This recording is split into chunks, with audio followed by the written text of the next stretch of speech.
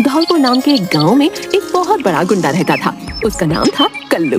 कल्लू कई तरह के बड़े बड़े जुर्म कर चुका था। उसके 4 चेले थे जो उसके हर गुनाह में उसका साथ देते थे। पर अब कल्लू चोरी और किडनैपिंग करके थक चुका था।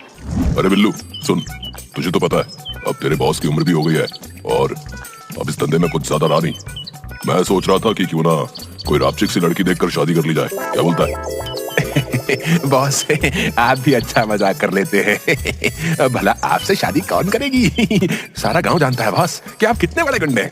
अब गांव में तो कोई भी लड़की आपसे शादी नहीं करने वाली। हाँ बॉस ये सही कह रहा है। कल्लू उन्हें गुस्से से देखता है। अब अगर आपको शादी करने का इतना ही मन है बॉस, तो मेरे पास एक आइडिया है। क्यों ना हम शहर चलें, वहाँ पर ये कोई भी नहीं जान पाएगा कि हम सब गुंडे हैं। हाँ। और कोई भी लड़की हमसे शादी करने को तैयार हो जाएगी। अरे मेरा मतलब आपसे बॉस, आपसे। हाँ, और क्या पता बॉस की शादी के बाद हमें भी कोई लड़की मिल जाए। ये सुनकर कल्लू उसे आंख दिखाता है, फिर बिल्ला से कहता है, बात तो तुमने बिल्कुल ठीक की। हम शहर जाकर ऐसा ड्रामा करेंगे कि सबको लगेगा कि हम बहुत अच्छे खानदान से हैं, क्या समझे? लेकिन शहर जाने से पहले हमें एक बड़ा हाथ मारना होगा ताकि हम शहर में आराम से अपना गुजारा कर सकें।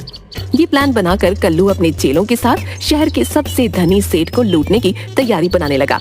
कल्लू बहुत बड़ा गुंडा था और हमेशा अपना स्टेटस मेंटेन रखता था। वो किसी को भी लूटने से पहले गांव में खबर फैला देता था कि वो किसे और कब लूटने वाला है।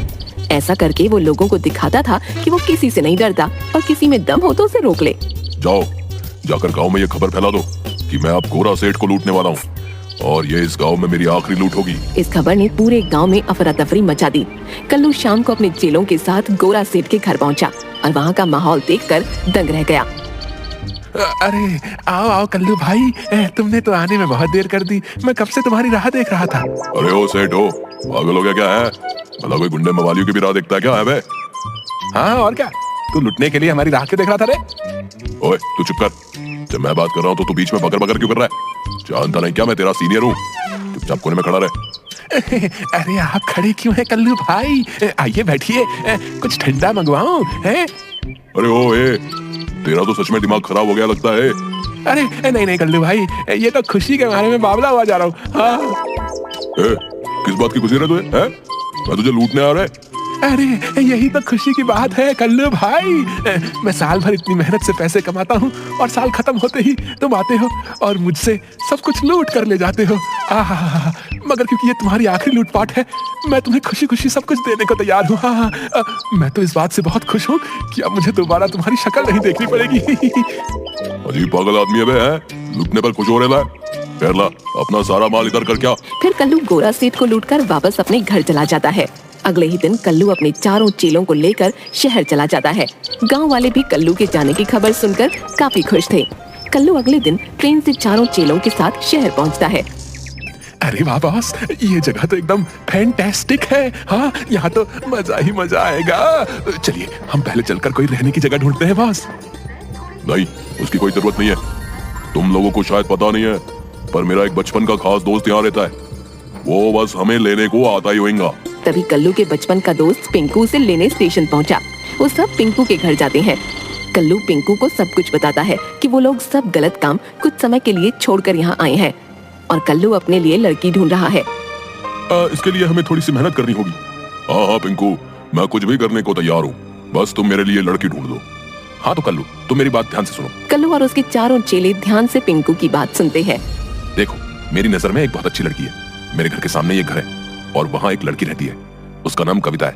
वो अकेले रहती है और वो एक टीचर है। पर दिक्कत यही है कि वो थोड़ा मॉडर्न टाइप की है और तुम ठहरे गुंडे। मेरे ख्याल से तुम्हें थोड़ी सी अंग्रेजी सीख लेनी चाहिए और खुद को पूरी तरह से चेंज कर लेना चाहिए, अपने कपड़े से लेकर अपने बालों तक। और तुम्हें उससे ये छुपाना होगा कि तुम गुंडे हो, समझे? बाकी तो सब ठीक है पिंकू, पर भला आप उनको उससे ये खाए को छुपाना होगा कि मैं एक गुंडा हूँ? क्या ये गलत नहीं होगा क्या है?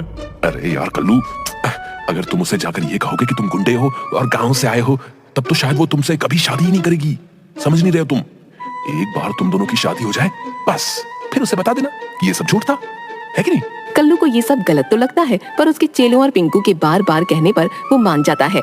अगले दिन कल्लू के चेले उसे लेकर एक बार्बर के यहाँ जाते हैं और उसको नए कपड़े खरीद कर देते हैं। शाम को जब कल्लू घर आता है और पिंकू उसे देखता है, कल्लू अपने बाल मॉडर्न स्टाइल में कटा चुका था और इसने शर्ट पैंट पहन रखी थी। तब पिंकू, अरे वाह कल्लू, ये तो कमाल ही हो गया है। जैसा मैंने कहा था तुमने ठीक वैसा ही किया। अब लग रहा है ना तुम गांव के गोरे, अरे मेरा मतलब है कि शहर के गोरे। हाँ। अगले ही दिन पिंकू एक इंग्लिश ट्यूशन टीचर को घर बुला लेता है और उससे कल्लू को कुछ इंग्लिश की 2-4 बातें सिखाने को जल्द से जल्द बोलता है। चलो कल्लू बताओ, how are you? Me no when you okay. ये सुनकर वहाँ बैठे पिंकू और कल्लू के बाकी चेले जोर जोर से हंसने लगते हैं। वाह उस्ताद वाह, क्या अंग्रेजी बोली आपने, वाह वाह। इसको सुनकर तो अंग्रेज भी शर्मा जाएंगे। हाँ। अरे उस्ताद जरा हमें भी सिखा दो अपने जैसी थोड़ी सी अंग्रेजी। कल्लू को बहुत गुस्सा आता है और वो हवा में फायरिंग कर देता है। ट्यूशन टीचर तो गोली की आवाज सुनते ही बेहोश हो जाता है। अरे कल्लू ये क्या किया? अब तुम्हें कौन अंग्रेजी सिखाएगा? टीचर तो बेहोश हो गया। हो गया तो हो जाए बेहोश, अभी मरा तो नहीं है ना। ये सब मेरा मजाक उड़ा रहे हैं, कल्लू का मजाक। हाँ भाई, किसको अंग्रेजी सीखनी है मैं अभी सिखाता हूँ। सारे चेलों की सिट्टी पिट्टी गुम हो गई और वो वहाँ से भाग खड़े हुए। इसके बाद अगले दिन बहुत मिन्नतें करने के बाद वो इंग्लिश टीचर वापस आया और कल्लू को थोड़ी बहुत अंग्रेजी सिखाकर चला गया। अगले दिन कल्लू अपने चेलों और पिंकू के साथ उस लड़की के घर जाता है, वही सूट पैंट पहनकर जो उसके चेलों ने उसे दिलाया था। कल्लू ने अपने बाल भी जेल से सेट कर रखे थे। अरे आइए आइए, मैं आप सभी का इंतजार कर रही थी। आइला, लड़की तो रापची कह रहे। पिंकू, अब तो लगता है अपन दूल्हा बन जाएंगा।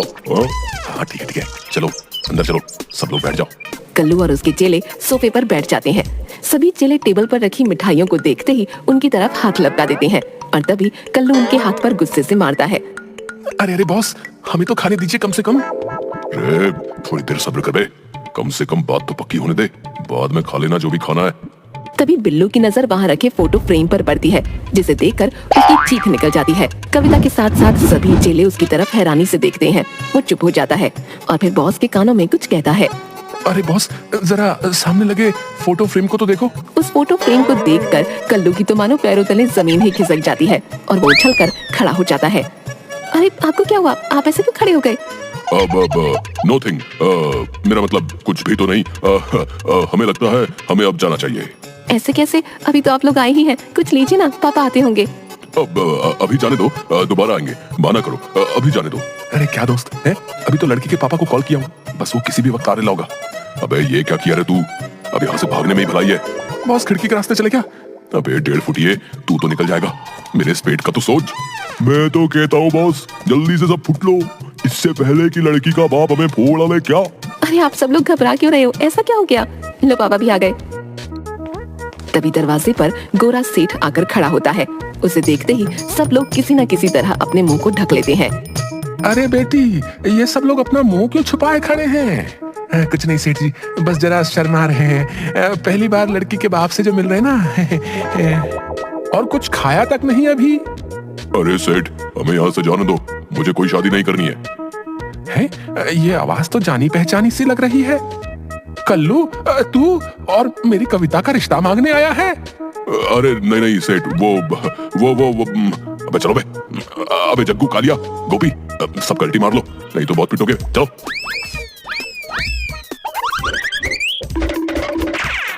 अरे पकड़ो इन्हें, पकड़ो पकड़ो, गुंडे चोर लफंगे कहीं के। सब लोग भागकर सड़क किनारे पहुंच जाते हैं। अरे बाप रे बाप, आज तो बाल बाल बचे। ए पिंकू, तू बिना सोचे समझे कहीं भी बात कर लेता है, मरवाएगा कभी हमें। अरे यार है तू मेरा, टेंशन नहीं लेने का, अभी मेरे पास एक और रिश्ता है तेरे लिए। एक और रिश्ता? नहीं। ये सुनकर सब लोग मिलकर पिंकू की धुलाई करना शुरू कर देते हैं।